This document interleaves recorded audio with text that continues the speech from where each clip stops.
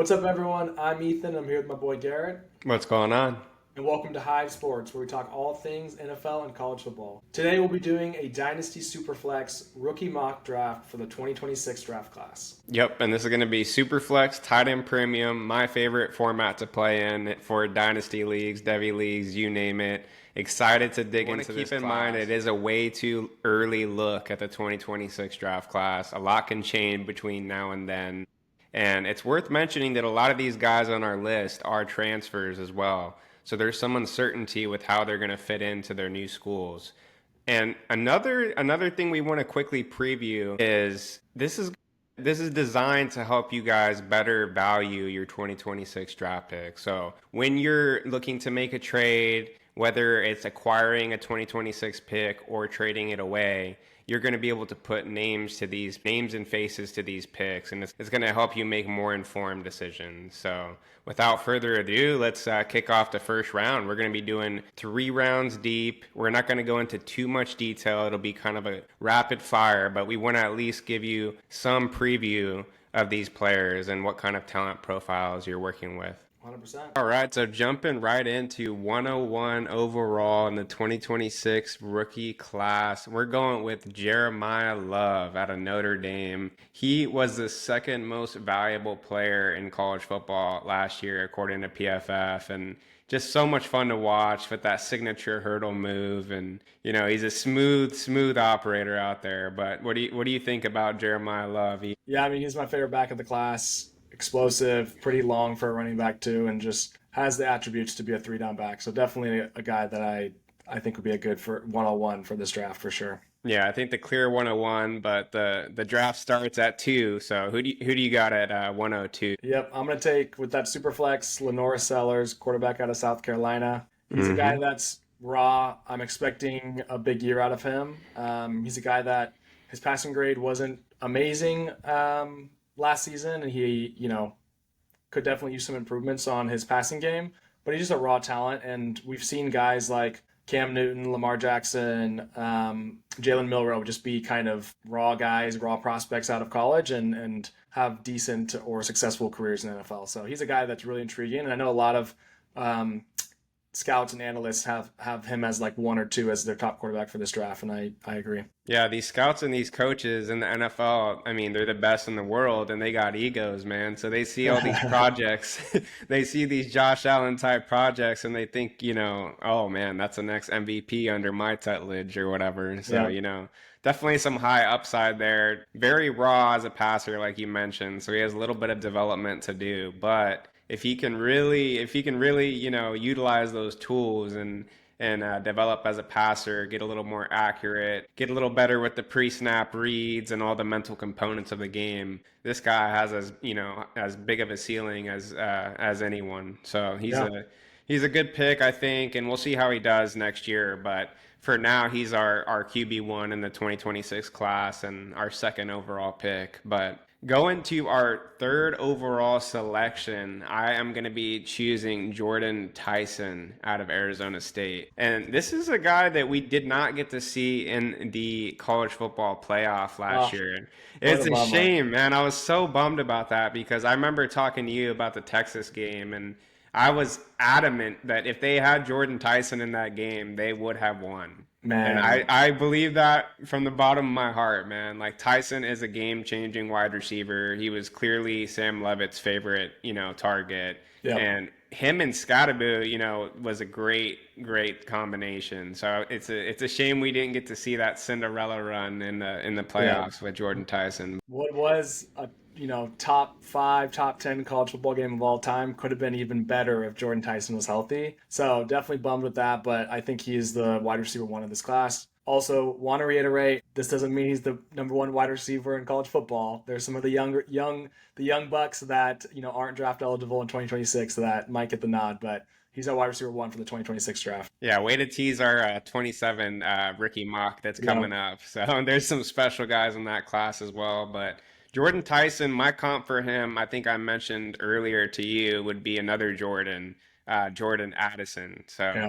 he has that similar separation style. He's an advanced route runner. He's not an athlete that's going to blow you away, but he's definitely not slow either. I think he probably runs 4.4s, 4.5s, in that range. So he's not the sexiest talent. He's not Jeremiah Smith per se, but I think he's a worthy wide receiver one. And if he has another big year with his boy Sam Levitt, they have a hell of a connection and a lot of chemistry. So watch out for Jordan Tyson and Sam Levitt heading into next year.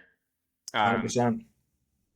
who you got at number 4 overall? You're back on the clock, E. Yep. At that 104, I'm going to take the RB2 of this class, Nick Singleton out of Penn State. He's a guy that just has some good size. I mean, 6 foot, 220 plus is just premier size at the NFL level. And he's a guy that, has the tools to be a 3 down back at the next level. I know, he technically didn't even have the most carries last season with Katron Allen at Penn State. But he has the explosiveness, he has the tools, the receiving game to really be a 3 down back. And we've seen a lot of successful, two-headed monster running back pairs in college have success in the NFL level. So that doesn't scare me at all. And he's still producing. He produced really well, even with another running back that's sharing carries with. He's a guy that I think will have a big jump this next season too, going into the draft, and has a lot of tools to really, push up with that RB1 conversation for the 2026 draft.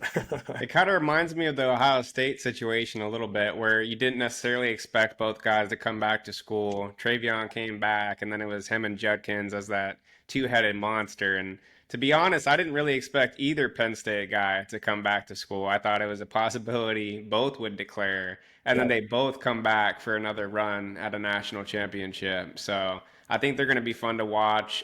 Nick Singleton is the better pass catcher, and that matters in today's NFL. So that's why we're giving him the bump, even though maybe Katron might actually be the better in between the tackles, physical grinder type running back. I think Singleton's skill set translates a little bit better to today's NFL, and he has that 4.3 speed. He can squat 500 plus Yeah. the Penn State, Nittany lion on his helmet, and people see flashbacks of Saquon Barkley and some other talented Penn State running backs. So I think he has a pedigree, and people are going to really hype him up, I think, in next year's draft class. But that was a great pick at number 4 overall. And number 5, I'm going to take another Penn State Nittany lion, and that's going to be Drew Alar. And he's just a guy who people love to hate on him, man. People really Yeah. do. But I think he has all the tools that you need as a professional quarterback in today's NFL. I know he didn't have the best game, in his final college football game last season, and it kind of left a sour taste in people's mouths, with that late turnover that he had. Overall, he had a hell of a season, and he really didn't have a ton of weapons outside of Tyler Warren. So Yeah. I think that's important to mention. It's not like this guy was loaded with Ohio State weapons out here, and he put up mediocre numbers. In reality, I think his best weapons are probably his running backs. Yeah. So especially without Tyler Warren this year, it'll be interesting to see what he can do. But I think he's just going to take another step because he's improved every year of his college football career, and now he's coming back with something to prove, and he's Yeah. coming back to improve his draft stock. So I think he's going to be a first round draft pick in next year's rookie class. 100%. He's a guy that has experience too, and we're seeing quarterbacks drafted early on that have success early on in their NFL career as the guys that have maybe a few more years under their belts of experience. It's hard to see a guy like Trey Lance who had one good year of college football, make that jump to the NFL, but you have a guy like Drew Alar who has played at high level competition for multiple years, and this next season is going to be another year under his belt, and he has that good size under him. I mean, he's kind of built like Big Ben. He's just like He a really tall, is. big, strong quarterback. So I think he's a guy that could have some good longevity at the next level. Yeah, he really has that prototypical size and that arm strength where he's almost throwing downwards at an angle because he's so tall and looking over that offensive line. But he definitely has the intangibles, and if he can take another step next year, watch out. This is a guy who could be the number 1 pick in the NFL draft next year if things go his way. Yep, 100%. All right, 1-6, you're back on the clock, Ethan. Who are you gonna take? Yep. I'm gonna go with wide receiver U, Yeah. Carnell Tate at 106 from Ohio State. He's a guy that just, I mean, Ohio State has been loaded with wide receivers year after year. I mean, he was their third option with Ibuka and Jeremiah Smith, and he still put up, 52 receptions for, over 14 yards a reception and, 700 plus yards. And he's a guy that has that 6'3" build. He, I think, has a lot to prove this next season. Like him next to, him and Jeremiah Smith being the 1-2 combo is going to be nasty at Ohio State. So really excited to kind of see him take that next step when he'll get some more of that target share with Ibuka being gone this next season. Yeah, I think people don't give him enough credit for the target competition that he's up against, man. I mean, Jeremiah Smith and Emeka Egbuka, who's now making waves on the Buccaneers, training camp.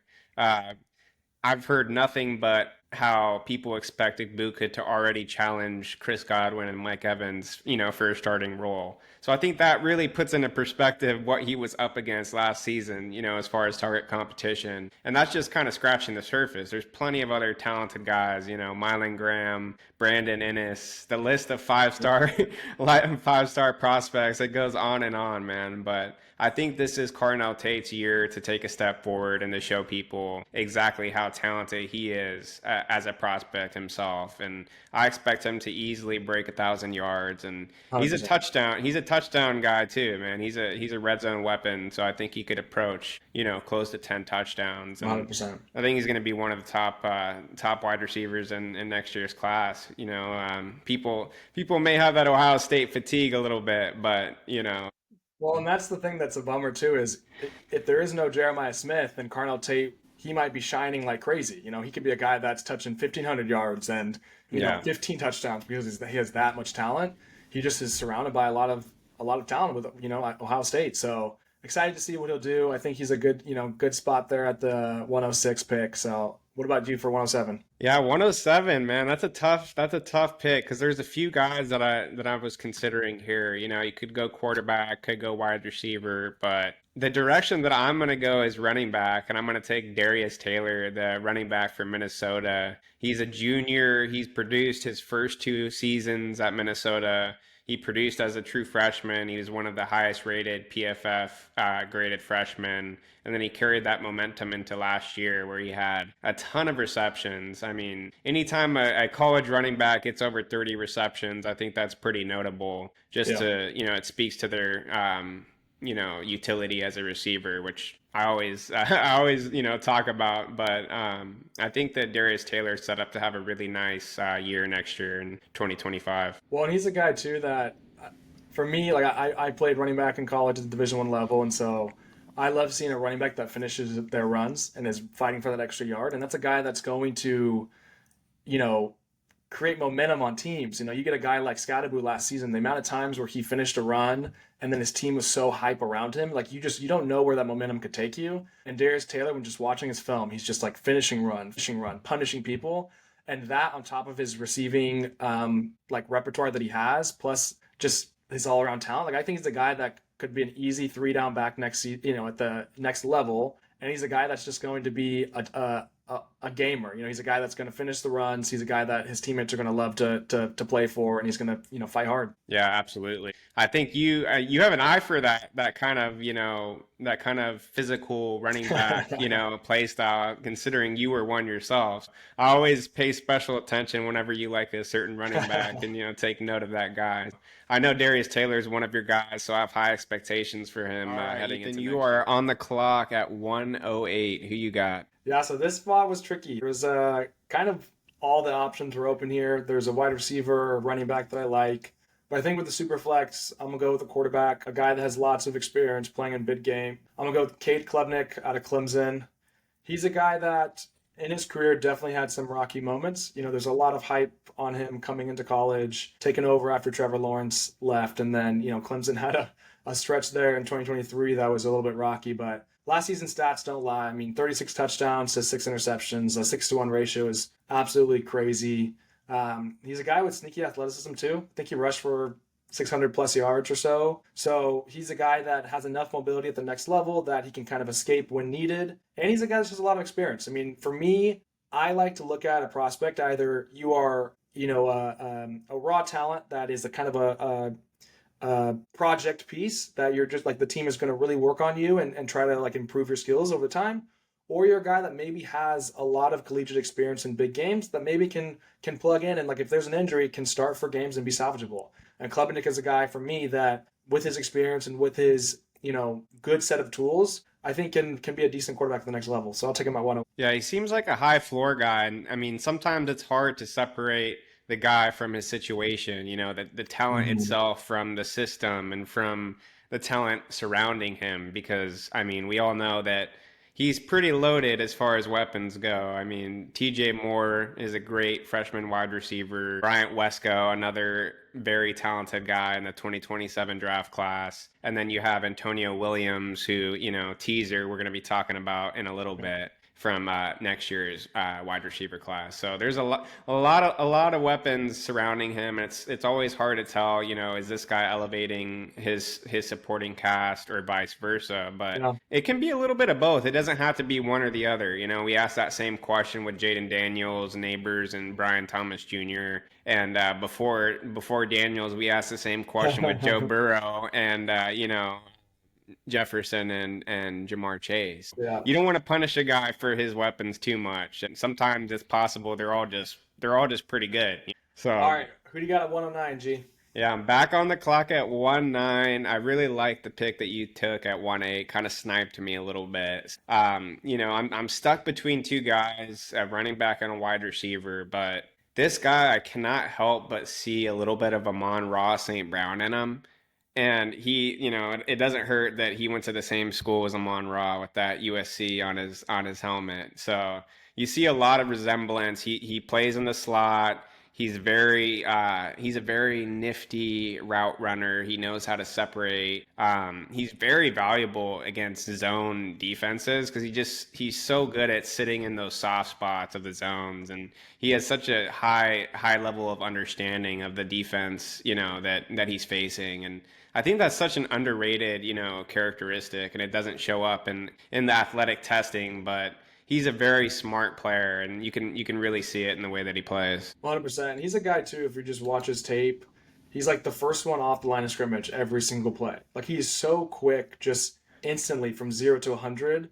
And he's a guy that just, you're right, fits the space. He's not the biggest guy, clearly, but he's a guy in that slot that like is going to be so tough to cover one-on-one. He is one of my sneaky guys that I really like. I think he's a guy that, at the next level, teams, Amon St. Brown. He was a guy that people weren't extremely high on. Fourth round pick, man. Fourth round pick. And like now he's a top 5, top 10, wide receiver in the league. And he's a guy that just knows his role and does it well. And I think Makai Lemon's a guy that, could be similar. Yeah, I think he's an underrated prospect. And I think he doesn't get enough credit for, the target competition that he faced either, because Zachariah Branch was a 5-star in his class. He was a top, rated prospect. Deuce Robinson, another guy who was, he began as a tight end, but he was a top-rated, receiver. Jacoby Lane is there. Yeah, too. Jacoby Lane is there. So it's like there's a lot of competition in that wide receiver room. He was the leading wide receiver last year with Miller Moss. And now he has, I think, better chemistry with Jaden Maiva, and he's a returning starter. So I think that Makai Lemon could take another step forward next year and solidify himself. Too. Yep. Yeah, 100%. So that is my pick at 1-9, and you are back on the clock at 1-10, my friend. Well, you made my job easy because I was between Makai Lemon and this guy, but I'm going to go another running back, a guy that I think is somebody who can really be sneaky this next season. It's going to be Jonah Coleman out of University of Washington. This is the guy that's probably my favorite running back to watch tape out of the guys that we were, looking at and reviewing. Man, he has a lot of the tools. He's really explosive. He's twitchy. He finishes runs. He has that swagger. I mean, he's really compact. I mean, he's 5'9", 228, so he's pushing 230, but he's like explosive still, and he's just impossible to tackle in space. The first guy, he's going to make the first guy miss 9 times out of 10.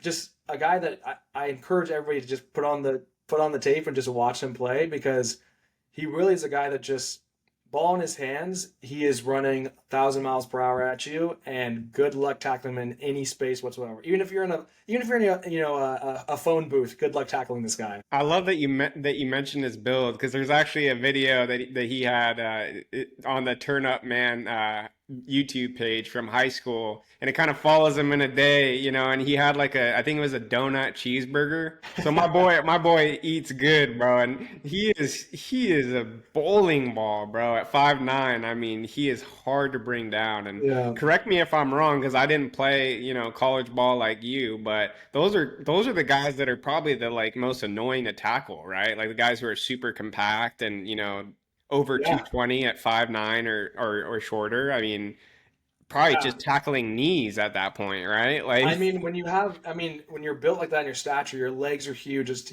tough to tackle low, tough to tackle high. But for yeah. him, it's not like it would be one thing if he was tough to tackle and a straight line guy, and like that, he would be successful at that too. But he has like for being almost 230 pounds, he's really shifty and he's really tough to tackle in space. Yeah. And he's a guy that I think will shock some people this next season and in the following years. And he's light on his feet, and he's a good receiver too, which I think is the other part that I mean you don't expect from a guy who's built like him, but he is a good weapon out of the backfield. He's one of the higher rated receiving backs in college football the last couple seasons. Which when I saw that, I was like, wow, this guy's a real deal, and he's a Yeah. complete back. Despite his physical stature, Yeah, I he's mean, a guy I like a lot. 20 plus receptions the past 2 seasons. So, Yeah. it's not like he's just focuses on running. So he definitely has the tools to be a scary running back that a team would get in that, in the I'd be surprised if he wasn't a top five back when it's all said and done in next year's class, and we Yeah. got him at RB4 and 110. So I love that pick. But moving on to 111, I'm going to take another quarterback, being that it is super flex, and we got to prioritize that quarterback value. So I'm going to go ahead and lock in Garrett Nussmeier at 111. He is set up very well at LSU, wide receiver maybe not the, talent that they've had in the past with, guys like Malik Neighbors and Jamar Chase, but they're still going to be set up well. They got some transfers in there from some other schools, and it's a favorable system for the quarterback, and it's also a pro style system where guys have had success going from that system to the NFL, right? I mean, Jaden Daniels, Joe Burrow. Is Garrett Nussmeier the next LSU guy, or is he a bust? What do you think, Ethan? You know, Garrett Nussmeier to me might have the highest floor out of some of these guys. Him and Klubnik are similar, which, with experience, they have those consistent tools, they're reliable guys. But fantasy wise, he doesn't scream athlete to where you're getting that high side of that rushing touchdown, which is important in fantasy. So he's a guy that, didn't run the ball a ton in college, and maybe, at the next level when he needs to escape, he's able to do so. But I personally would like to see his athleticism a little bit more, used a little bit more, so that in the fantasy perspective, when you want a quarterback that can maybe get, 4, 5, 6 rushing touchdowns a season, that's kind of what I look for in a quarterback in fantasy. And so he's just a consistent guy. I mean, he's not the freakiest of athletes, but he's accurate, and there's definitely debates with him. I think some people are either really extreme, he's the number one quarterback of the class, or they're really not, and they're like he's the most overrated player in the class. So hopefully Yeah. another year will definitely clear up the murky water a little bit. I think I fall somewhere in between the two extreme camps, Like I don't think he's going to be a bust. I think he does have a high floor, like he mentioned. But at the same time, I don't think he has nearly the ceiling of some of the other guys in the class. And that kind of just reflects why we have him at quarterback 4 right now. And Mhm. he has plenty of time to prove us wrong. If he goes out there and he throws for 40 plus touchdowns and, cuts his interceptions down, that could definitely elevate him to being a top 3 quarterback in the class. Just for now, all things considered, last year he had a couple of disappointing games. I turned on that Bama game and I was very disappointed. So he has a little bit to prove in my book. I know not everyone agrees with me, but I think having him at 111 is a pretty fair compromise. But that leaves you back on the clock, buddy. Who are you going to take at 112? I think I'm going to go with the guy that you were alluding to earlier with Klubnik. Yeah. I'm going to go to his number one wide receiver, Antonio Williams. He's a guy that can play all over the field. He produced well last season. He's a guy that I think will produce even more. I mean, 2023 was a little bit of a down year. I think he was dealing some injuries there. So 2024 was definitely, he really stood out as that true wide receiver one. And he even carried the ball a little bit, which was pretty exciting. It's nice in fantasy wise to see a guy that's can kind of do a lot, multiple faceted and can play all over the field. So he's a guy that can play in the slot, can play outside.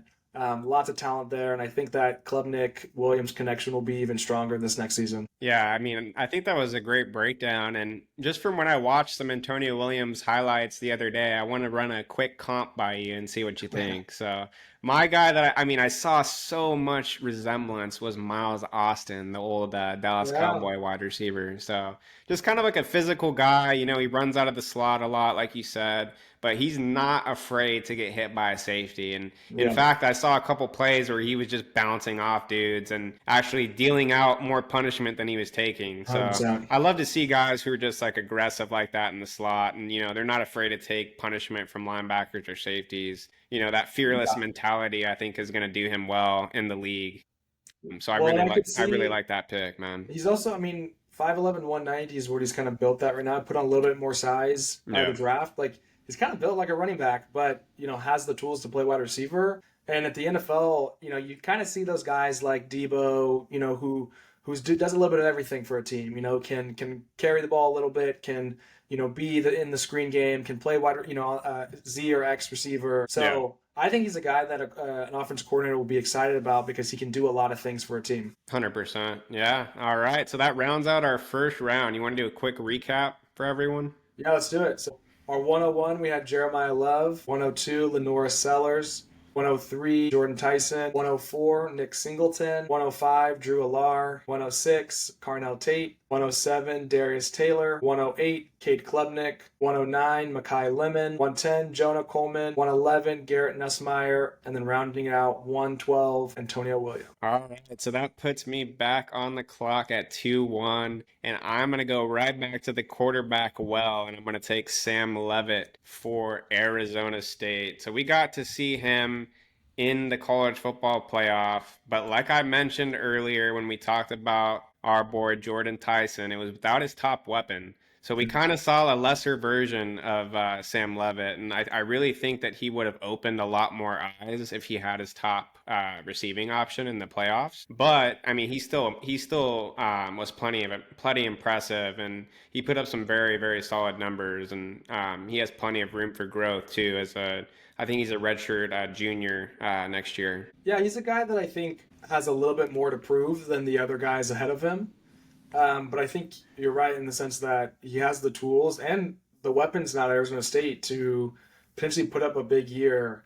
It would have been nice in the college playoffs, like Cam Scotty kind of stole the show. So, it'll be nice when the Arizona State has to rely on Sam Levitt for him to see him in those big games and those big moments. But I mean, Exactly. the dude can play, and was a good move for him to transfer to Arizona State. So I think this next season, he's a guy that's in Heisman conversation. So it's not like we're the only ones talking about him. So definitely excited to see what him and the Arizona State team does this next season. Yeah, and if it was like positive, that he was going to declare next year, I might even have him a little higher personally. But I mean, I think it's kind of still a toss up whether he declares in 26 or 27. So we'll see what kind of year he has next year. But if he has a big time year with Jordan Tyson, he may just come out next year. Yeah. And that would add a lot of talent to that quarterback class that's already looking pretty deep, because I think that's 5 quarterbacks through 2-1, so Yeah. not I too think we have a shabby. couple But more coming up soon. yeah, that puts you back on the clock at 2-2. Yeah, I'm gonna go with one of my favorite transfers. Eric Singleton was at Georgia Tech, then transferred to Auburn this next season. He's a guy that 2 years straight has just produced. This guy's a stud. I mean, he's not super big, 5'10", 180, but Yeah, he has that swagger. He finishes his catch, finishes the runs when he has the ball in his hands. He has played extremely well against SEC defenses when he's in those big games. So I always like those guys that maybe aren't at a perennial powerhouse team, Georgia Tech, but shines when they're playing against those bigger schools. And he's a guy that just no matter who they played, he really stood out, and that to me it says a lot.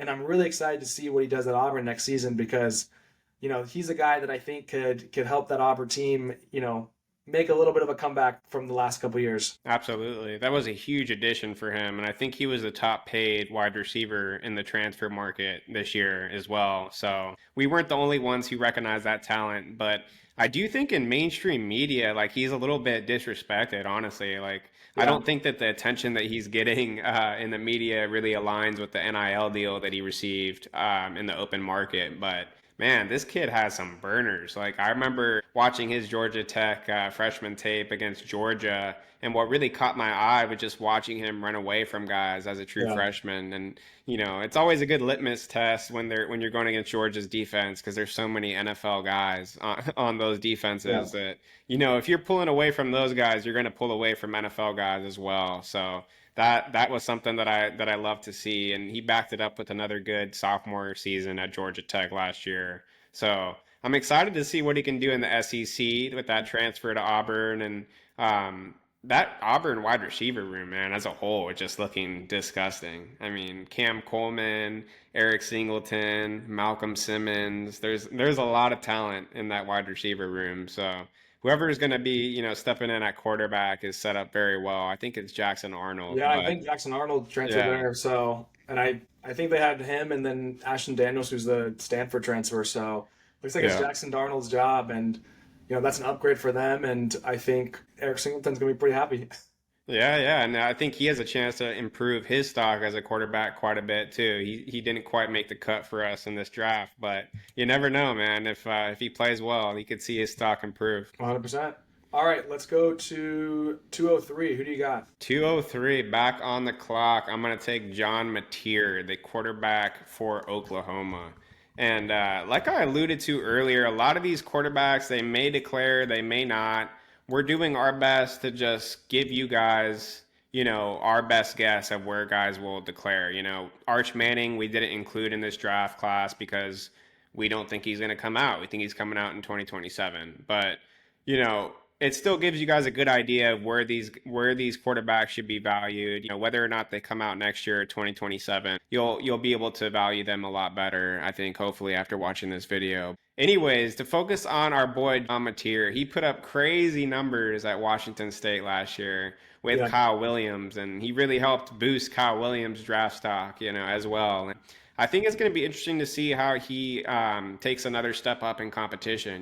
We saw Cam Ward take a similar route, from Washington Yeah. State to Miami. So Mateer's going from Washington State to another bigger program. And if he can take a similar step up that Cam Ward did, I don't see why John Mateer can't be a big time riser as well. Yeah, well, I think what's exciting too is that Washington State coaching staff is going to Oklahoma with him. So you have some comfort in knowing that, okay, I'm not learning a brand new system necessarily.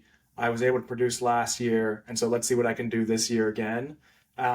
He's a guy that could be a riser. I know he's a guy that a lot of people are talking about. He's a Heisman top contender as well, and we'll see what he does against the big boys now that he's at Oklahoma and competing against, playing with some of the best talents in the country. Yeah, he's a sneaky talent to keep your eye on. And for SuperFlex drafters, you got to take a chance on the quarterbacks, And I know the hit rate's not always the best, but you don't need them. You don't need them to be long-term hits to be able to flip them and get value out of them, right? I mean, look at Anthony Richardson, man. I mean, it was after his rookie season. He played 2 games, flashed a high ceiling. That's all he did. Then he got injured, and he was being valued as a first-round startup pick. So you could have traded him for a huge haul, and he had proven nothing. So, you don't have to hit on all these guys. You just have to draft them and then trade them at the right time. So that's kind of what you want to keep in mind as you're drafting these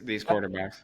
That's a great, perfect example there. I mean, Anthony Richardson was a top 5 redraft last season, top 5 quarterback Yeah, redraft yeah, last season, right? And so, yeah. we have a future video coming up where we're going to be talking about some of the value with, the 2026 draft class, the 2027 draft class, especially right now when you're in Dynasty and you're maybe making some trades, thinking about how you can trade for or trade away a draft pick, potentially depending on whether you have a team that's built to win now, whether you're rebuilding, whether you're in between.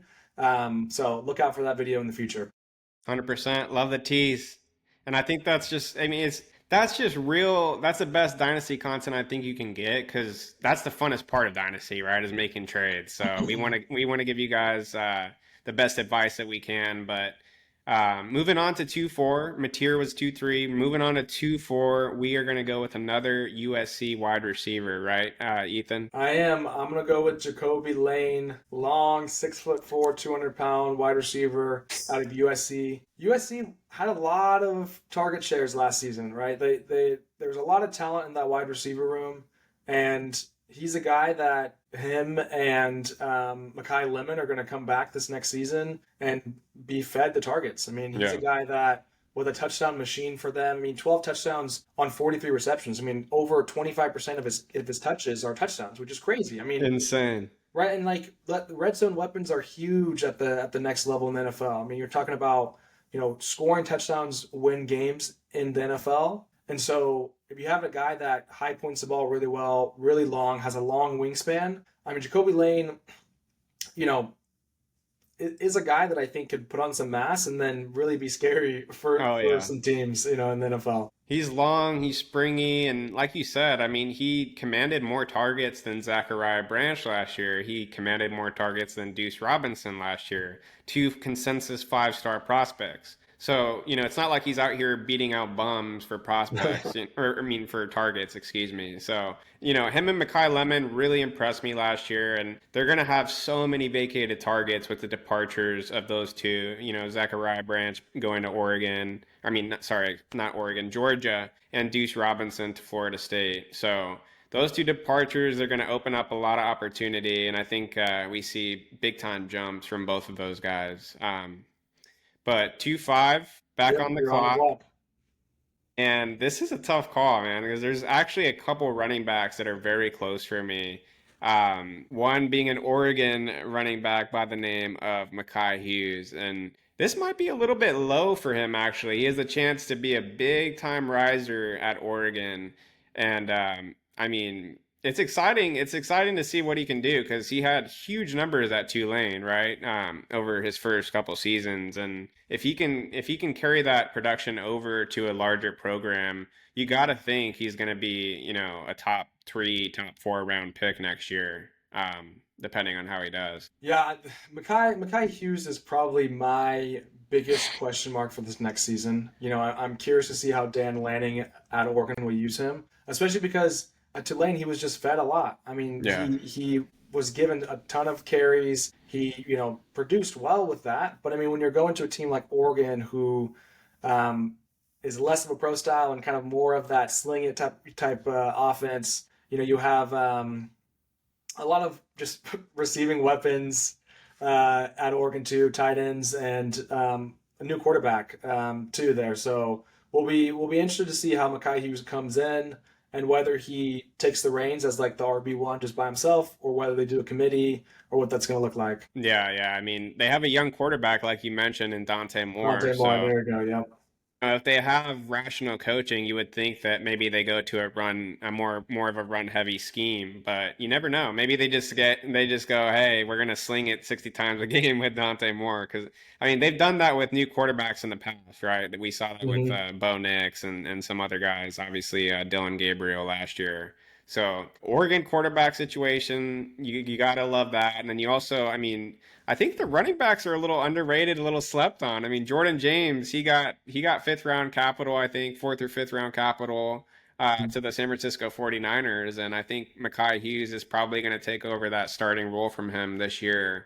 And he honestly even has a better, freshman and sophomore production profile than Jordan James did. So it'll be interesting to see exactly how high he, travels up draft boards. But for now, I think a mid-second is pretty reasonable, and I'm happy to get him here at 2-5. But Yeah, and I think with him too. Just one last thing before we yeah, move yeah, on. absolutely. I'd like to see him involved more in the passing game, and so hopefully with Mhm. Oregon, because like you said, Dante Moore, who has experience at UCLA, they'll want to throw the ball enough, or not enough, but they want to throw the ball quite a bit, and so if he's going to be an every down back for them, he's going to have to be involved in the receiving game, and I think that's going to be best case scenario for him. especially as NFL teams are thinking about him and whether he can be a three down back. Yeah, Oregon, we know Oregon's a program that's willing to use a guy like that, right? Because remember, Bucky Irving was a dude who was used a ton in the passing game. So I think, like you said, Dan Lanning is a guy who, if you have the talent, he's going to utilize it properly. So I think it tells you a lot about whether a guy is a good pass catcher, depending on whether he uses them. So that's something to keep an eye on. But moving on to 2-6, who we looking at? Well, I think I'm going to take the other running back that I'm sure you were looking at. Yeah. I'm going to take, technically, it might be the RB1 at Penn State, Kaytron Allen. Love it. Love it. A guy that just has produced. I mean, 3 years straight, over 800 yards rushing, 20 plus touchdowns in his career at Penn State. Just big, aggressive runner, finishes runs hard. And here's the one thing I'll say too. He outcarried Nick Singleton by, 20, 25 carries last season. So clearly the Penn State coaching staff sees something, right? He's a guy that has produced 3 years in a row and has gotten his fair share. And he's done everything. I mean, he's done well. He's performed in the running game. He's performed in the receiving game too. I mean, he's averaging 15 plus receptions a year for his first 3 years in college. So he's a guy that, I think a lot of people are screaming Nick Singleton, Nick Singleton, Nick Singleton. That you kind of forget that Kaytron Allen is doing everything there. Like, he's doing a lot. It's not like he's just the RB2 that comes in when Singleton needs a break, right? Like, Kaytron Allen's taken a strong workload in games, getting 15, 20 carries a game, So, I mean, in the college football playoff against, Notre Dame, he had 19 carries. Like, that's insane for a guy that's coming off the board as, RB6? So, he's a guy that, I think doesn't have the three down capabilities that maybe Nick Singleton might have. But we've seen guys like Derrick Henry, and I'm not saying he's a Derrick Henry type, but at the next level. Chill out, everyone, before the buzzards get on you. All I'm saying is, for a guy that touched had over 200 carries and averaged over 5 yards a carry, playing against the toughest defenses in the country. Yeah. Knowing that Penn State is a run-first team, like, that says a lot. His entire career, he's averaged over 5 yards a carry. That's insane And they know that when he's in the game, they're probably running the ball too, right? Because Singleton's more of the pass catching guy, so it's like defenses know what's coming. He's going against all the top defenses, and he's still the guy who's out there setting the tone. And I think that, I mean, you might be able to speak to this too, Ethan, but I mean, the Penn State running back coaches have talked a lot about how Kaytron's their tone setter. Not Nick Singleton, but Kaytron Allen's the guy when they need a physical run, when they need a first down. He's a short yardage guy. And I think the NFL circles, man, they always love those guys more than the fantasy circles, and more than, some of the analysts out there. So I think he's being pretty slept on, man. I really do. And I think he's going to get good capital in next year's draft class. 100%. That's a really good point. I mean, you're starting to see NFL teams, third and short is important in games. You have the biggest moments when you need a first down, when it's 3rd and 1, 3rd and 2. So bring in your tone setter. Bring in the guy that's going to put his head down and just run through guys. That's a good pick at 2-6, man. I like that pick. And at 2-7, we got our first tight end.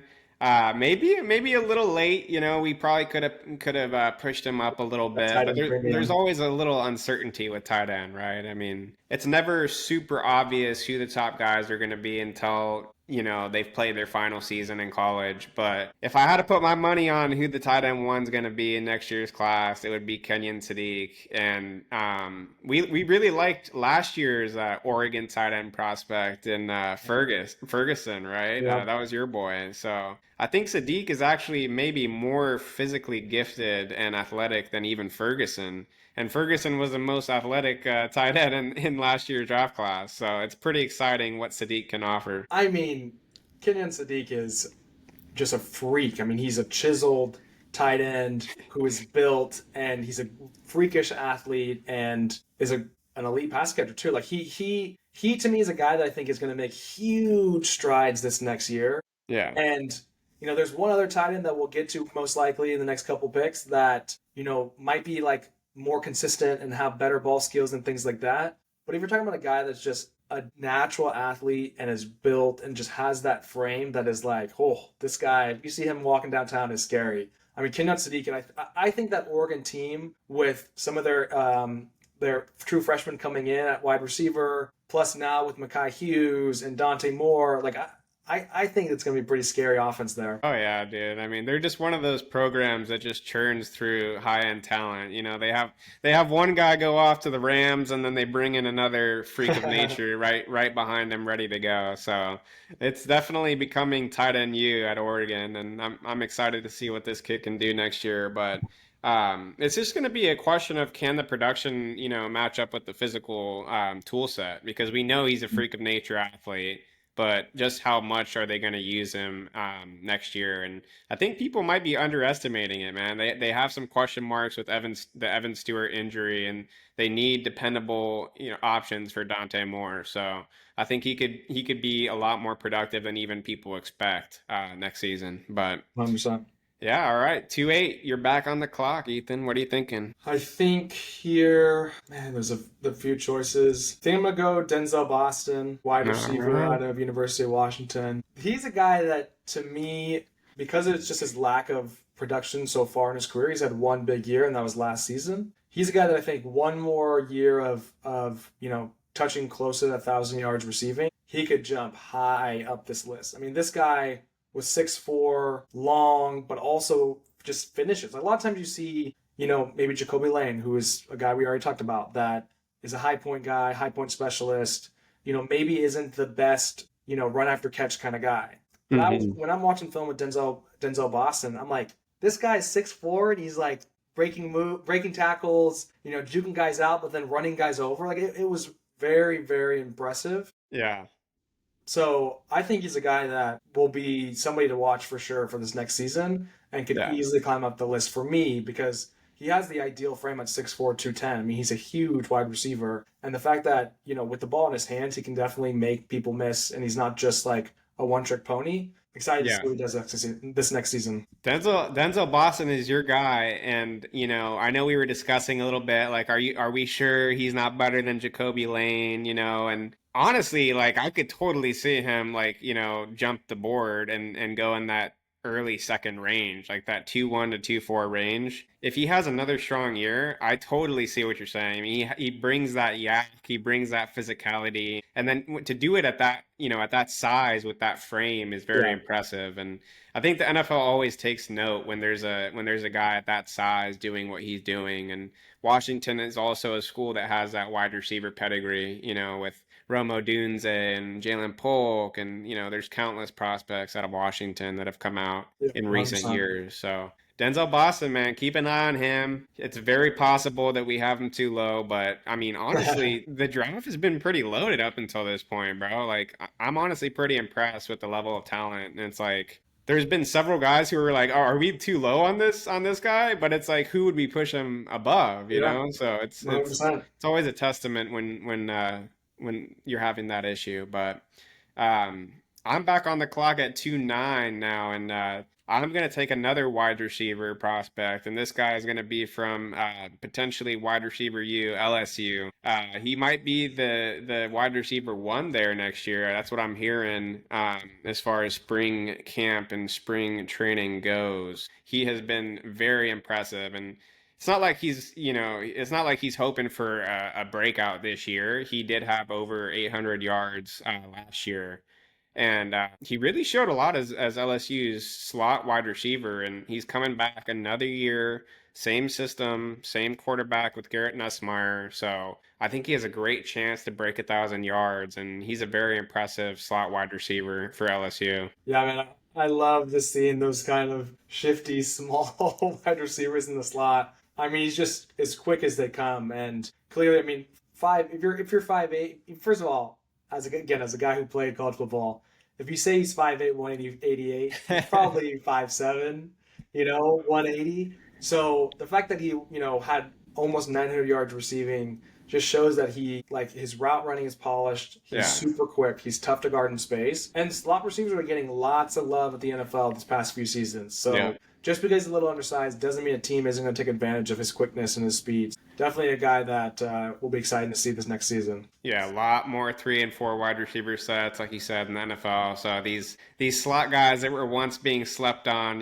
10, 20 years ago, they're being elevated as top two round picks in the NFL draft. So you got to take note and don't sleep on the little guys, right? He's putting on for the little guys like myself. So love Aaron Anderson at 2.9. I think it's great value. That puts you back on the clock at 2.10, my friend. Yeah, I'm gonna go with my first tight end. So he's tight end 2, but he's a guy that I could see potentially being the tight end 1 of this class. And with the tight end premium, I think it's gonna be really valuable. I'm Yeah. gonna go with Eli Stowers out of Vandy. He's a guy that has that good connection with Diego Pavia, transferred with him from New Mexico State. Mm-hmm. 6'4", just long, 235. Kind of looks like a wide receiver out there. Could probably put on some more size. But I mean, this guy's ball skills are, to me, has the best ball skills of the tight ends in this class. I mean, he's a guy that, can move his body in the air to make these tough catches, a good route runner, and a sneaky athlete. Oh yeah. Another thing that's interesting too, which I thought was funny, is, last season, so not 2024, but 2023, he rushed the ball 29 times. Oh, So okay. I think I heard somewhere that he played quarterback at some point in his career. Again, another guy that you can use like in the Wildcat package, or can do something sneaky with the ball in his hands. I think teams like that if you're a little bit versatile. So he's a guy that I think will make a bigger jump this next season, because Vandy, I think, is making it better. I mean, Vandy shocked people in the Alabama game, and they were close in a lot of games that a lot of people thought were going to be blowouts. So I think another season under their belts will be big for them. And I think Eli Stowers will be, somebody that I think will be the number 1 target there, and the guy that, if he produces, if his trajectory of production keeps moving up, he's a guy that I think a lot of teams will be interested in. Well, you're a lawyer, Ethan, right? You saw that ruling that they made on Diego Pavia, right? With the extra year of eligibility. He's got about to be 29 years old. He's gonna be our age. 8th-year senior over here. So, but I mean, that's good for the offense, right? And that's certainly good for Stowers, because he has that chemistry with Pavia, like you mentioned, going back to their New Mexico State days. I think it's also worth mentioning that PFF, they have this in-game athleticism tracking metric where they use GPS tracking to essentially measure like how athletic these guys are in-game with pads and everything. And Eli Stowers was a 99th percentile in-game athlete. So his movement skills at 235 are upper echelon, man. Like, this is an Evan Ingram type talent as far as athleticism goes. So, he could be a guy who's a big riser next year. And him and Sadiq, I think it could be kind of similar to this year, right? Where you had Loveland and you had Warren, and then it was kind of a little bit of a teardrop. I think it could be similar next year at the tight end position with those two. 100%. RG, who do you got 211? All right, so 211, I got Nico Iamaleava, the transfer from Tennessee. The man is dirty transfer. Everyone loves to hate the man because he's a high schooler negotiating NIL contracts, and he's demanding more money from Tennessee, and then it kind of backfired a little bit, and he got shipped off to UCLA. But you know what? The young man's learning the business aspect of things, and I mean, I like to keep that separate from our evaluation of the kid as a talent. And I think that it's kind of bleeding. It's kind of bleeding for some people. Some people are kind of over-hating the talent because of the off the field stuff. Because I don't know about you, Ethan, but when I turn on the tape, I think Nico's clearly one of the most talented quarterbacks in this draft class. And he's another one where I don't know for sure if he's going to declare next year or if he's going to get another couple seasons under his belt. But if he has a strong year next year, you could see him coming out, just considering how much experience he already has.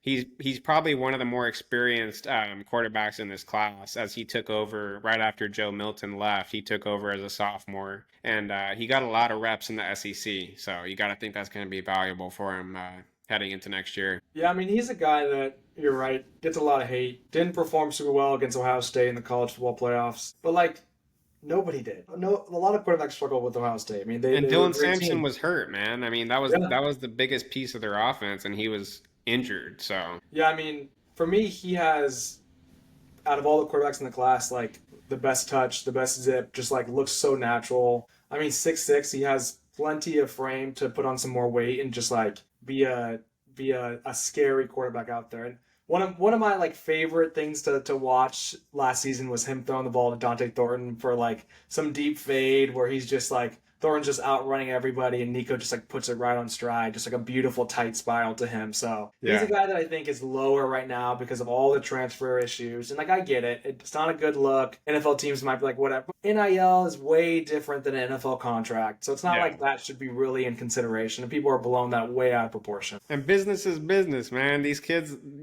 got to get their money, you know? So they're going to make some mistakes. They're not always going to, you know, make the right decisions, but he's a talented player on the field, man. And I mean, look at his weapons last year. It's not like he had world beaters. I mean, Dante Thornton, he's getting a little buzz right now in Raider training camp. He's a nice piece. You know, they had Brew McCoy, they had Squirrel White.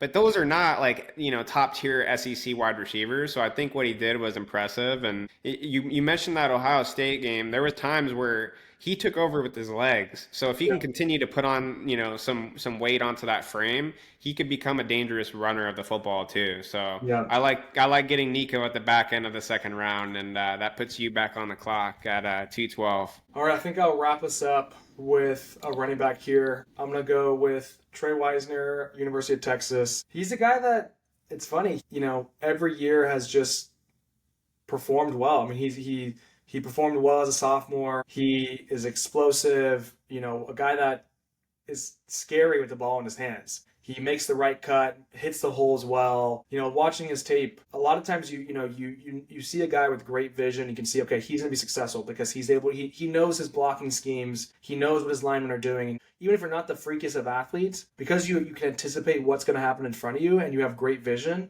you're going to have a lot of success. And he's a guy that when I'm watching, like, he's keeping his chest square to the line of scrimmage and just being super observant of everything around him. And that's why you see a lot of the times like he's just hitting his holes perfectly every single time. Yeah, I mean, you broke it down great, man, because sometimes I struggle evaluating the running back prospects who are not top tier athletes, because I think that speed is something that sometimes gets a little overrated, especially for running backs and wide receivers. There's actually not a ton of correlation towards like NFL success and just speed if you just look at it in a vacuum.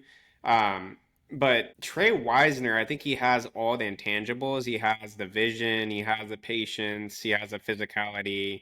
The only question mark I had was, you know, does he have the breakaway speed? Does he have that, you know, that next gear? And, you know, I question sometimes how that's going to transfer to the NFL where everyone's even more, you know, bigger and athletic than college football. But that would be the only question mark that I have with Trey Wisner. Yeah, and one note that I made when kind of studying him as a prospect is I did wish he forced more missed tackles. And I think that kind of goes with the speed and the agility. Yeah. You know, he's not the most explosive runner. He's a powerful runner, but he's not the quickest. He's not the fastest, you know, doesn't have the fastest twitch. But sometimes just being a smart runner, you know, look at Kyron Williams the past 2 seasons. Like, he's just been super successful. Obviously, he gets, you know, the volume is there, but like, he's a smart runner. You know, he's not the most explosive, he's not the fastest, he's not the best athlete, but if you are an intelligent runner and you have good vision, you can be really successful at the next level, because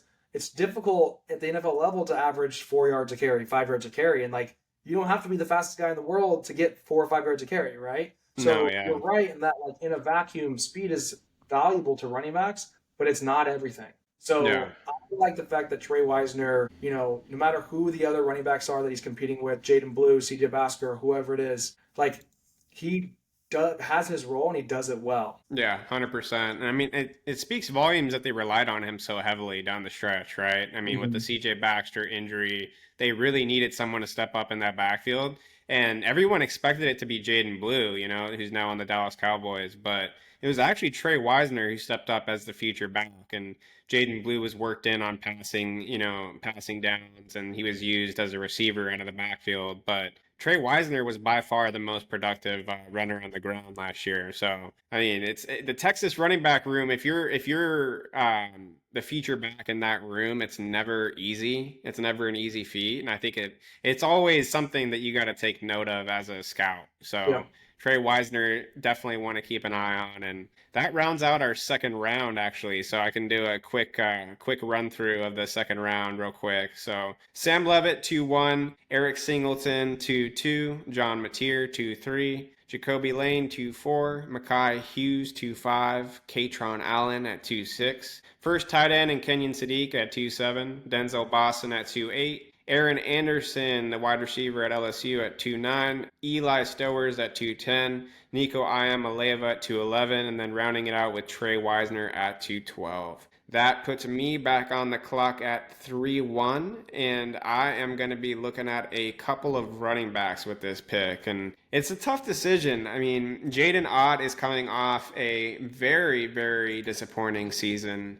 But I think he bounces back, and I honestly think that the disappointment was just because he was not healthy last year. He's playing through injury, and he did not look like himself. So don't let that put him off. Don't let that put you off of him. Give him another chance. I think he can come in here for Oklahoma after transferring from Cal, gets a fresh start, and I think he can step in and be a big-time producer for Oklahoma next year with John Mateer revamping that offense. Yeah, he was a guy that, when healthy, was excited to watch.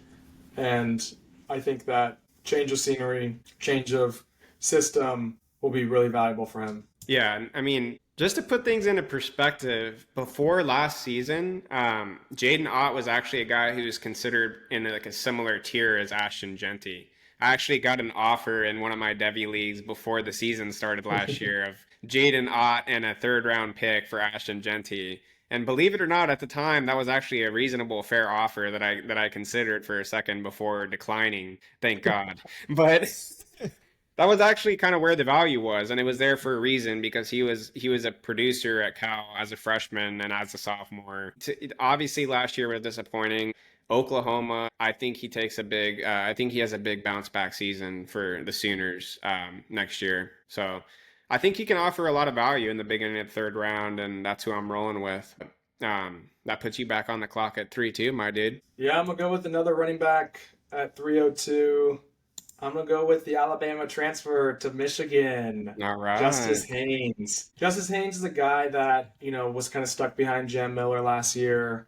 So transferring to Michigan might have been, we'll see what happens, but I think it was a good move for him because this guy is the real deal. I mean, he is aggressive, can catch the ball in the backfield, and he's a guy that I made note of that I think can really climb fast up this list if, he kind of takes the reins in that Michigan backfield and shows the talent that he has. Again, I was a bigger back, so I'm a guy that loves an aggressive kind of brute force, just guy that's going to put their nose down and run. And Justice Haynes, man, he just runs angry. He's scary to be in front of for sure. And he has that good frame at 5'11", 205. He can put on some more size because although he's 205, he runs the ball like he's 225. And the receiving production, I think, will go up this next season too. And I think he's a guy that has a lot of tools to perform at a high level. I love it. Yeah. And I mean, arriving at Michigan, it's going to be him and Jordan Marshall, I think, primarily competing for touches. Marshall was a freshman last season, pretty highly rated recruit, but Justice Haynes was also a highly rated guy, coming into Bama as a freshman. He was one of the top rated prospects in his class. And he was a guy I really liked, watching his high school tape. And I think he flashed quite a bit when he got the opportunity at Bama. He just didn't get a whole ton of opportunity, which is, it's understandable, right? I mean, that's always going to be a talented backfield, but transferring to Michigan, that's a run-heavy offense, so there's going to be plenty of touches to go around that backfield, and I can see him really establishing himself as one of the top backs in the class, it's looking to be an even deeper class than I expected, to be honest. With last year's class is just so deep, man. You don't expect there to still be this much talent in college football after a depletion like that, but here we are. Yeah, I mean, I think you have 10, 11 guys, 12 guys in this class that could definitely move. And, I could see any of the top 10 that we have here be flipped around, and I would be surprised if number 10 goes up to number 2 or something. I just wouldn't be surprised if there's a lot of movement within these guys because there's a lot of talent in the 10 to 12 players that we're going over, at the running back position. 100%. And that puts me back on the clock at 3-3. And I'm going to be taking a TCU wide receiver.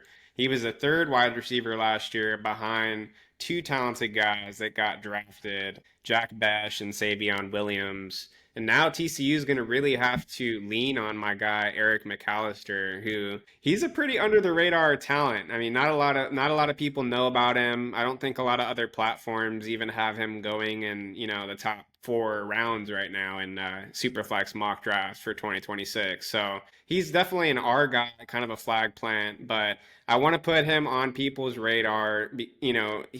There's going to be volume to go around. We always talk about the depletion of targets. There's a vacuum right now, and someone's got to pick that up, right? I mean, and he's a talented guy who he produced surprisingly well last year, even while competing with Jack Besh and Savion Williams. So I expect his production to explode next year. He's always been efficient, always been one of the leaders in yards per route run each year of his career. So I think this is finally the year we see him take over as a wide receiver 1 for the TCU Horned Frogs. 100%. I mean, he's a guy that, watching tape, just big playability is just, it doesn't surprise me that he was 4th in college football with yards per route run. Big playability, has some swagger to him. He was a good kind of combination with Jack Besh. Jack Besh was kind of Mr. Reliable, Mr. Does everything right. And, McAllister does everything well as well. But, he had that swagger, that big playability. And he was the wide receiver 2 at TCU. And Jack Besh had over 1,000 yards receiving. So he outperformed Savion Williams, who got drafted. Wow. Huh. I didn't even know that. So he outperformed Savion. Nice. He did. So, the target share there is feed McAllister. So I for sure think I make another note, he's a definite climber. He's a guy that I think could easily get into the 2nd round of a Dynasty rookie draft in 2026, for sure. 100%. Couldn't have said it better myself. And that puts you on the clock at 3-4. Yep. I'm going to go with the speedy wide receiver out of the University of Florida, Eugene Wilson III. A guy that's coming off an injury last season. So, curious to see how he bounces back from that. But, produced really well as a freshman in the slot. A lot of talent in Florida. A lot of those, Florida, LSU, Ohio State, they have a lot of talent in the wide receiver room. So excited to see what he can do in the slot for them as he gets a little bit healthier. And hopefully the team hopefully Florida just also has a bounce back year. If the team wants to have a better season than they did last season, then, hopefully they take advantage of Eugene Wilson's skills. And my notes say that, or my research shows that he's healthy coming into the season. So they're expecting a good bounce back year. Yeah, 100%. I think it's a question mark whether he actually declares next season, I think, because of, like you mentioned, he pretty much missed his entire sophomore year with injury. And he was a guy who's getting a ton of hype in Devy circles, campus to Canton circles, NFL scouting circles, you name it. Eugene Wilson, after that freshman season at Florida, was getting a lot of attention. And for good reason. He put up very, very good production in the slot, showed off high level athleticism. I think he's probably a 4.4s type runner, very quick, advanced route runner. So the only thing that's really missing is another year or 2 of production. And I want to see how he puts it together next year. Like you mentioned, there is some target competition. He's got, Dallas Wilson, Vernell Brown, several other transfers to compete with for targets. So if he can reestablish himself and, prove that he's healthy, put another year or 2 together of production, I think he's easily a top 2 round talent in Dynasty SuperFlex drafts. And 3-4 is a great value. So I think you stole him right here. And so that puts me back on the clock, right? 3-5. All right, so I'm taking another guy who's coming off of injury here, CJ Baxter, and he's another dude who, like I said, not sure if he's going to come out next year or the year after, because apparently he is a little bit behind in his recovery. And we would have had him higher if not for that news that was, circulating recently He's still running behind Trey Wisner. He's running as the second or third string guy because he's still not 100% healthy. And I just want to see him to return to full health before pushing him up any higher on our board. But I mean, he's a guy who's, I mean, if you're just looking at pure talent, I think he's a first round pick. And it's just a matter of how he's going to recover from this knee injury. Can he take back that starting job? From the Texas running back room. I think that's the main question for him. He has his work cut out for him a little bit with Wisner ahead of him this season. Yeah, I mean, here's the thing. During his freshman year, he was the RB2 behind Jonathan Brooks. Like, he was the guy. Like, he was the replacement for Jonathan Brooks, and it wasn't Trey Wisner, it wasn't Jaden Blue. So clearly the Texas staff had high potential, saw the potential that he has, and he did. When he was healthy and performing, like, the guy is a stud. But, obviously health happens, injuries happen, and Trey Wisner has performed well. And so it doesn't mean you're automatically going to get the reins again. Now, if he does, I think he could take full advantage of that.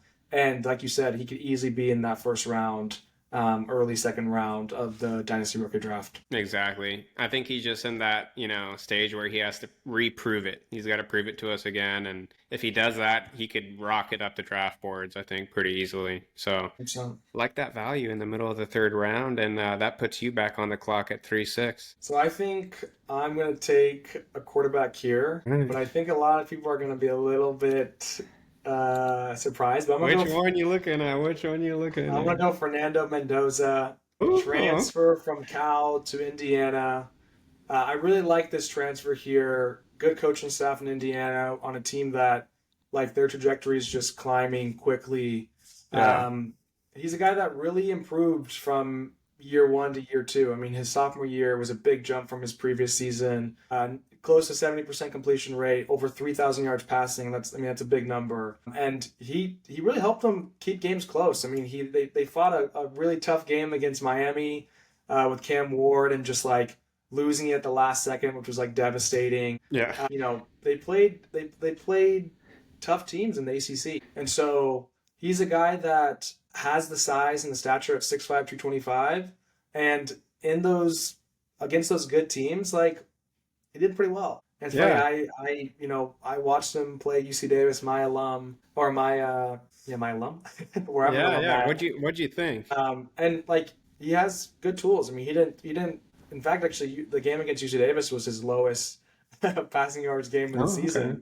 But nonetheless, like, I appreciate just how competitive he made some of these tougher games during the season for Cal. And so the fact that he's now transferring to what was a top 10 program in Indiana, I'm excited. And I think he's a guy that can make big strides because he has the frame, he has the mechanics to make that big leap and potentially be one of those quarterbacks that, like, come out of nowhere and then are, now the QB1, QB2 of the class. Yeah, your Will Levises of the world or, whatnot. Yeah. He has a chance to be a big riser. I think that it's also worth mentioning Elijah Sarratt, just tease to our next pick.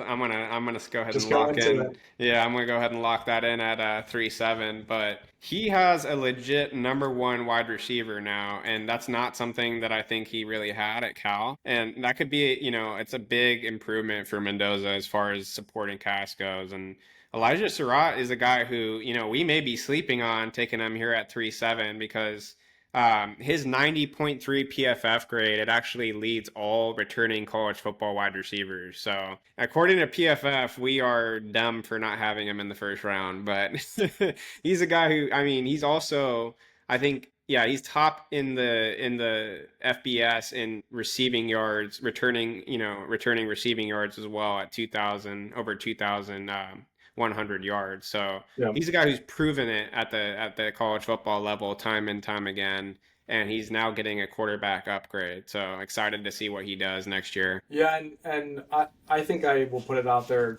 We were too low on Sarratt for sure. He's a guy that has great body awareness, and when I'm scouting wide receivers, I look at guys that can make those awkward catches and can get their body sideways to make catches, and, like, he was a guy that was doing that. And And I think now that, Fernando Mendoza's taken the reins and, has a true wide receiver one in Sarratt, like that's going to be a scary tandem for sure. Yeah, absolutely. That Indiana offense is one to keep an eye on. Might be trending up next year, but that puts you back on the clock at 3-8. Who you looking at, Ethan? I'm going to go running back here. Give me Quentin Joyner. All right. USC transfer going to Texas Tech now. A guy that we're not totally sure if he will declare this next season. But man, like an explosive back, explosive runner. And I love the like speed and power combo. A guy that like is strong but also quick, and so he's a guy that is getting a change of scenery. I mean, which is kind of a bummer because, Woody Marks is gone at USC. Taj Brooks is also gone from Texas Tech, you're though, right, so you're right. worth mentioning. And I was almost combining their names. That's why I was. But like, I think sometimes you see these guys like a change of scenery is really good and makes a big impact on their play. And he's a guy that like he's tough to tackle in space. He can run away from guys and he has the strength too to be able to run through the tackles as well. Yeah, my comp for him is Jarquez Hunter, who's actually he was one of my flag plants in last year's running back class. So that tells you, I think pretty highly of this Quentin Joyner kid as well, and he's going to get the opportunity to step into that Taj Brooks role and potentially get fed a ton of touches, man, because Taj Brooks was getting fed like 20 plus carries every week last year. So they definitely like to use a feature back over there at Texas Tech, and I think they got their next one in Quentin Joyner. So really like that pick for you at 3-8, and that puts me back on the clock at 3-9, where I'm looking at a wide receiver, I'm looking at a quarterback, even considering a tight end here, on my radar, but I am going to go ahead and go with your guy, Casey Concepcion out of Texas A&M, and he is a transfer from NC State, right? I think that was the school. Yeah, that was a school, and he's a big-time freshman producer, right? I mean, he's a guy who came out there, he put up over 800 yards as a true freshman, put up a ton of touchdowns. He was very impressive, and then he took a slight step down as a sophomore last year, dealt with some injuries, missed some games, but Casey Concepcion, he's getting that fresh start that we just mentioned. Some guys, they just need the change of scenery and, they're kind of back to their old selves. So we're hoping that Casey, once he transfers, he's back to that freshman self. And he's going to be matched up with Marcel Reed, who's a pretty underrated young quarterback over there for Texas A&M. So excited to see what he can do with Marcel Reed over there in Texas. Yeah, I mean, Casey Concepcion is a guy that I'm super high on. There was some ball security and some drop issues that weren't the best, but man, I just loved when he had the ball in his hands. He has swagger. I think he's going to make a big impact at Texas A&M. Yeah. And they're starting to put some pieces together in A&M. So I'm excited to see what that offense is going to look like. But he's a guy that also will have another season next year. So, never know if he's going to actually declare. But if he puts up big numbers, especially now that he's transferring to Texas A&M, he's a guy that I think should be on people's radars because with the ball in his hands, he's scary. I mean, he finishes runs as a 5'11", 190-pound wide receiver.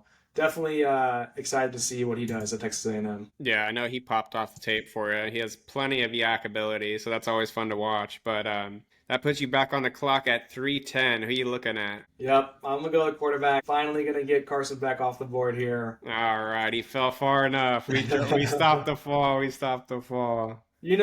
I think people are a little bit too down on Carson Beck. I mean, played 2 strong seasons at Georgia and had exposure his sophomore year as well. He's a guy that has the frame. He's 6'4", 220. He's thrown for 3,500 yards the past 2 seasons. I just think Georgia wasn't the dominant team that they were in the past, and I think people blamed Carson Beck for that, which is crazy. But what's exciting is we saw what Cam Ward did when he transferred to Miami with that explosive offense. Yeah. So I really think that Carson Beck is a guy that will show people again that like, hey, I'm a top quarterback in this class. And like, I don't know why people are freaking out because, Georgia as a team didn't do as well. And like, I know he didn't perform as well last season as he did his sophomore year, but like he has the talent, he has the arm strength, he has the, the mechanics to and the experience Yeah. to be a, Jared Goff, Kirk Cousins type quarterback, right? Yeah, and I think we saw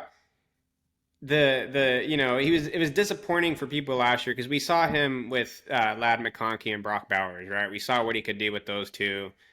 After that season, where he played with those two, he was the number one rated quarterback prospect in his class going into the season last year. Obviously, that changed very quickly, and he quickly fell down draft boards and then decided to come back to school. But he's a classic post-hype sleeper, I think, and Yeah. he's a guy who's getting overhated, like you said, and Miami's system is very quarterback friendly. We saw that last year with Cam Ward. His weapons are actually going to probably be upgraded because, quite frankly, people don't understand like how poor Georgia's weapons were last year.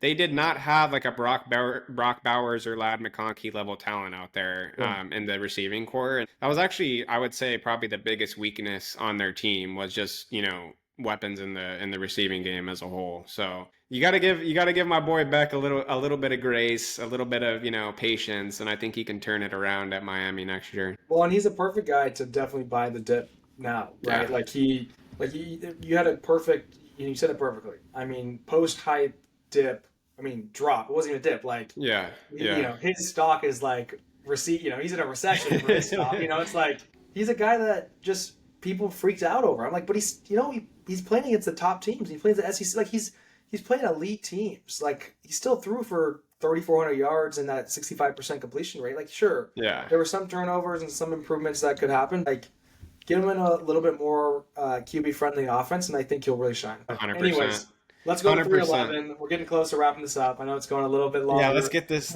thing wrapped up for you all. So 311, we got our third tight end off the board. We're gonna go with Max Clare, transferring from Purdue to Ohio State. This kid is very talented. I know Ohio State doesn't always utilize their tight ends that much, with some of the loaded wide receiver rooms that they have every year. But this is a guy who I think actually might command some targets. Like, you saw what he did last year at Purdue. He's one of the top-rated PFF receiving tight ends last year. And he flashed high-end talent, man. And I think he can be a weapon for Ohio State. For Julian Sayin or whoever steps in as a starting quarterback, I think it actually might still be a quarterback competition, which Yeah. you don't love to see as an Ohio State fan. You want that finished product to get the ball to all those weapons that they have. But I think Max Clare is a guy who's being overlooked by a lot of people, and he can definitely be a high end tight end prospect. I think if he has a strong season next year. Yeah, and one note that I made when I was kind of reviewing things is, I wish he was a little bit better of a blocker. I know Purdue, he was like one of their leading targets in the passing game, so I'm sure they weren't trying to rely on his pass block or his run or pass blocking necessarily. Yeah. Especially when you're at Ohio State, when you are, now competing with a lot of talented, receiving weapons, for him to really get that, take that next step and to be somebody that NFL teams are looking for. Like, you want to be that whole package. You want to be able to block. You want to be able to pass block, run block, catch those passes. And if he just improves that a little bit, I think you're right. I think he's a guy that can move up the draft board. Well said. All right, 312. Wrap us up. Who's going to be the last pick of our 2026 mock draft? Going to go running back here, Le'Veon Moss. All right. He's a guy that, when I'm watching his tape, like, his production has improved every single year. He's a guy that can just physical as a runner. One thing I did know that he did run a lot of outside zone at A&M, but when he cut back into the tackle box, like, he was still a physical runner, and a guy that I think has the explosiveness to also be like, he has that speed, that top end speed that I think teams look for. Just want to make a note that I just looked at, and I probably should have addressed this before drafting him, but I think he's was arrested last month, and so I think there's still some question marks with that going on. So that definitely raises a red flag, and if that's something that isn't cleared up in a couple weeks or so, then I definitely would take him off that 312 spot. Obviously, this is forward looking to 2026, but you just never know, especially in the college level, what happens if there's like some sort of domestic violence or arrests that happen in college, because college coaches are really quick to, hey, we don't have a contract with you. You're done. You didn't satisfy kind of your disciplinary requirements. So that's something to definitely make note of and to consider. And just we'll keep our eyes out for some further news on that. But the talent is there. He's a guy that is physical, has the speed, and has a lot of explosiveness. Yeah, I think if not for the off the field stuff, like you mentioned, the rest stuff, and then the fact that he's coming off major knee injury, I think he would have been a lot higher, just from a Yeah. talent perspective. Because I think, he was a guy who I didn't know if he was going to come out in this last year's class or not, but I think he could have even been drafted in last year's class, in the fifth or sixth round if he would have come out healthy. So Mhm. he's a talented back, and I like the value at the end of the third if the off the field stuff gets sorted through. Yep. All right, well that wraps things up. For those of you that watched the Three whole thing, rounds. thanks for tuning in. Yep, just go ahead and subscribe if you enjoyed the video. Leave us a comment if we missed anyone, if you would have had anyone higher or lower. Please feel free to let us hear your thoughts. And thanks for joining us. We got a 2027 mock draft on the way, so keep an eye out for that as well.